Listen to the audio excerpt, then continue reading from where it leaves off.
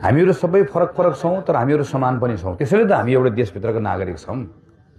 हामीले त यो भनेको छैनौँ नि राष्ट्रिय स्वतन्त्र पार्टीको नेतालाई चितवनमा चुनाव किन लड्न जानुभयो भनेर यहाँको नेताले भन्नुहुन्छ। कोही नेता झापा किन जानुभयो, तपाईँको घर झापा हो, नागरिकता कसैले खोजेको त छैन नि त। झापा जाँदा कसैले नागरिकता खोज्दैन, चितवन जाँदा नागरिकता खोज्दैन भने मेरो नागरिकता खोज्न मिल्छ त? यहाँ मिल्दैन नि त। बजार आएको मान्छेको कालीमाटीमा नागरिकता खोज्न मिल्छ? मिल्दैन।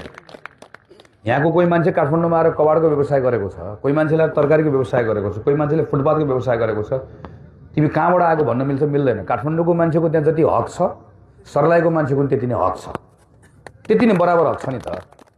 म त यो विश्वास र मान्यता राख्ने मान्छे हुँ। त्यसैले यो भित्र र बाहिरवाला जुन खालि चुनावको प्रयोजनको लागि भित्र र बाहिर भन्ने जुन एउटा भाष्य निर्माण गर्न खोज्छ यो खतरनाक छ है। यसलाई चिर्ने काम तपाईँहरूले गर्नुपर्छ।